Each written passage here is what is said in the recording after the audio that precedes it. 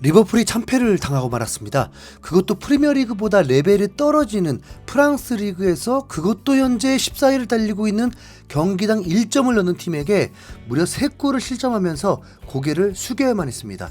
리버풀이 선발 명단을 발표했을 때는 역시 유럽 대항전까지 석권하는 건 쉬운 게 아니구나라는 생각이 든 라인업이었습니다. 리버풀은 토트넘이 쓰라린 패배를 당한 후 승점 2점 차가 되면서 올 시즌 순위 경쟁을 하게 될 팀인데, 출혈이 있게 되면 그만큼 리그 경기에서 영향을 미칠 수 있기 때문에 관심 있게 지켜볼 수밖에 없었습니다. 토트넘 응원하려고 리버풀 경기까지 챙기는 고래입니다. 리버풀은 리그에서 홈에서 브렌트포드를 만나기 때문에 어느 정도 승리에 더 무게를 둘 수밖에 없지만, 주중 경기로 체력적으로 문제가 생긴다면 그건 좀 얘기가 달라지죠. 브렌트포드는 최근 3연승으로 첼시, 웨스트햄을 모두 잡아버린 결코 만만치 않은 팀입니다. 클롭 감독은 확실히 두 마리 토끼를 잡기 위해서 라인업을 짰습니다. 툴루즈 이 팀을 이기게 되면 편안하게 유로파리그 결선 토너먼트 진출권을 따낼 수 있는 경기였기 때문에 쉬어갈 마음이 전혀 없죠. 그럼에도 주전을 대거 쉬게 해줬습니다. 알리송, 반다이크, 살라, 누네즈, 소보슬라이, 아놀드가 벤치에 있었습니다. 이 정도면 리버풀이 아니라고 봐야죠. 그만큼 툴루즈를 만만하게 본 거고 리그 경기를 대비한 겁니다. 툴루즈라는 팀은 2년 전에 승격을 한 팀이고 지난 시즌 13위 팀이었습니다. 그런데 어떻게 유로파 리그에 참가 중이냐 의아하시죠. 지난 시즌 컵 대회를 60년 만에 우승시키면서 유로파 리그 32강에 직행하게 된 겁니다. 리버풀은 이진급 선수들로도 툴루즈를 압도하는 경기력을 보여주면서 쉴 새 없이 몰아붙였습니다. 최소 30분은 리버풀이 골대를 맞추고 위협적인 공격도 나왔는데 골이 나오지 않다가 리버풀이 일격을 당합니다. 3선에서 볼을 소유한 리버풀 풀백 치미카스가 툴루즈 공격수 압박에 당하면서 볼을 뺏겼고 결국 실점까지 이어지면서 리버풀이 당하게 되었습니다. 거기다 후반전 12분 만에 또 추가골까지 허용하면서 예상치 못한 상황이 벌어지게 되었습니다. 이건 더 의미가 있는 게 후반전에 살라, 소보슬라이, 아놀드를 바로 교체 투입하면서 1.5군 정도로 레벨을 올려서 툴루즈를 상대했는데도 득점은커녕 0대2로 밀리게 된 것입니다. 사실 이건 0대3과 다름없었습니다. 앞서 골 취소가 된 골까지 있었으니까요. 거기다 2대0 앞선 이후엔 옵사이드 판정이긴 하지만 또 골이 나오면서 점유율은 압도하고 슈팅을 퍼부어도 0대4급 대패 상황이었습니다. 리버풀 수비 조직이 너무 허술하기 때문에 일어난 현상이었죠. 토트넘도 메뉴도 이 숙제를 해결해야만 사고를 치던 말든 하지 수비가 불안하면서 헛된 꿈은 꾸지 말아야 합니다. 그런데 리버풀에 행운이 찾아옵니다. 툴루즈 선수가 골대 앞에서 이상한 헤딩을 하면서 자책골을 넣어버린 것입니다. 역시 리버풀은 리버풀인가 싶었죠. 축구는 0대2로 끌려가도 한 골만 넣으면 분위기가 확 바뀔 수 있는 건데 툴루즈가 도와줬습니다. 근데 이게 더 굴욕입니다. 툴루즈가 쫓아와봐, 주전들 더 투입해봐 라고 한 건데 세 번째 골까지 완성해버렸습니다. 이 세 번째 골이 바로 리버풀 수비 허술의 하이라이트였습니다. BBC는 경기 후에 의욕 없는 리버풀, 툴루즈 상대로 충격 패배 당하다 라고 전하기까지 했습니다. 아놀드가 경기 평점을 7.8점을 받긴 했는데 너무 안일한 수비로 크로스를 허용했고 결국 실점까지 했습니다. 그럼 이렇게 경기가 끝났느냐? 리버풀 체면이 있죠. 아직 20여 분이 남았기 때문에 클롭 감독은 포기하지 않고 누네즈와 조타도 투입했습니다. 아마 후회하고 있을 것입니다.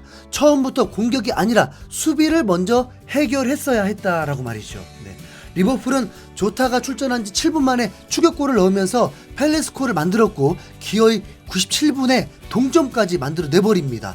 사실 리버풀이 승점 0점이나 1점 큰 의미도 없었습니다. 16강 진출은 무난한 상황이었으니까요. 하지만 자존심 문제가 크죠. 3년 전 승격한 옆나라 약체팀에게 패배라는 건 치욕적일 수밖에 없었습니다. 그래서 동점이라도 좋을 뻔했지만 갑자기 툴루즈 선수들이 빗발친 항의를 했고 VR이 돌아가면서 맥 알리스터의 핸드볼 여부를 체크했습니다. 그리고 최종 핸드볼이 인정되면서 리버풀의 골이 취소되고 그렇게 툴루즈가 승리를 하게 되었습니다. 클롭 감독은 경기 후 인터뷰에서 영상을 봤는데 핸드볼이 아닌 것 같다. 공이 가슴에 먼저 맞았고 심지어 골이 들어가기 전까지 꽤 오래전 상황이었다라면서 판정이 잘못됐다고 주장하기도 했습니다. 그리고 리버풀 현지 팬들도 핸드볼이 아니라고 불만을 표출했습니다. 근데 동점이 됐어도 이미 민망한 건 맞는데요. 갑자기 저력 있는 리버풀이라고 치켜 세울 일도 아니었습니다. 그나저나 리버풀 스타의 근황도 좀 전해야겠죠. 이 경기에서 누네즈가 73분에 출전을 했습니다. 그런데 2대3 추격까지 하고 난 후에 따라붙기 위해서 리버풀이 맹공을 펼치다가 왼쪽에서 작은 충돌이 있었는데 누네즈가 경고를 받게 됩니다. 툴루즈 선수가 시간 지연을 하려고 하자 본인이 벌을 내리려고 한 격이었죠. 당연히 밀리고 있었기 때문에 곧바로 정신 차리고 박스 안으로 뛰어 들어갔습니다. 그런데 결과가 패배로 이어지고 팀에 도움도 되지 못했는데 경기 후 상대 선수들과 악수를 하는 순간에 누네즈만 악수를 거부하고 돌아서 버리면서 그의 인성을 제대로 드러내 주었습니다. 그래도 패배한 게 싫긴 한가 보네요. 이 패배는 리버풀이 원하는 대로 전혀 흘러가지 못했습니다. 결국 후반전에 주전 선수들이 대거 출전했으니까요. 반다이크와 알리송 골키퍼만 쉬게 된 것입니다. 출혈이 큰 채 리버풀이 브렌트포드를 상대하게 될 텐데 토트넘도 위기 속에 울버햄튼을 만나는 입장에서 리버풀의 경기 결과가 안 좋길 바랄 뿐입니다. 이 경기에 대한 여운은 역시 토트넘 수비로 연결이 되는데요. 수비 불안을 어떻게 해결할 수 있을지 상상도 되지 않습니다. 엔지 감독이 로메로, 반드벤이 없는 센터백 자리를 어떻게 결정을 하게 될까요? 이마저도 전혀 알 수 없습니다.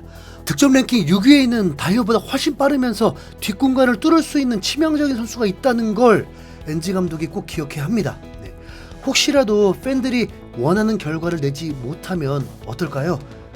죄송합니다. 자신감이 떨어져 있어서. 우선 경쟁팀들의 상황을 보는 게 좋을 듯 합니다. 맨시티는 홈에서 챔스를 치르고 혼란이 출전하고 대활약하면서 3대0으로 가볍게 이겼는데 다음 리그 상대가 첼시입니다. 그것도 첼시 홈이죠. 첼시 리그 1위 팀도 이겼는데 할 수 있지? 무승부라도 좋으니까 꼭 버텨내주길 바라보겠습니다. 첼시는 이상하게 공격적인 강팀을 상대로 모두 좋은 성적을 보여줬습니다. 리버풀과 비기고요. 아스날도 이길 뻔하다가 비기고요. 토트넘은 퇴장덕을 봐버렸습니다. 첼시는 맨시티보다 충분히 휴식을 취하고 경기하는 만큼 선전을 기대해 보겠습니다. 아스날은 승점 3점이 유력한 홈에서 번리를 상대합니다. 아무리 챔스를 뛰었다고 해도 다득점도 예상이 되는 번리전입니다. 토트넘 이번 경기는 아스날 때문이라도 버텨내야 합니다. 이겨줘야 합니다. 아스날 안티도 아닌데 왜 이렇게 아스날과 순위 바뀌는 게 싫죠? 토트넘 팬 다 됐나봐요. 그리고 승점 4점 차이인 아스톤 빌라는 홈에서 풀럼을 상대하게 되고 최악의 경우에 A매치 이후 아스톤 빌라와 순위 경쟁 싸움을 하게 될 수도 있습니다. 역시 울버햄튼을 이겨야 하는 이유죠. 그리고 뉴캐슬은 도르트문트에게 무기력하게 패배하면서 본머스와의 원정 경기를 치르게 되는데 여기도 부상자도 많고 핵심 미드필더도 이탈해서 어떻게 위기를 탈출할지 지켜봐야 합니다. 이번 주말 경기들도 흥미진진함이 넘치죠. 다음 토트넘 컨텐츠로 곧 오겠습니다. 시청해주셔서 감사합니다. 이상 흰수염 고래였습니다.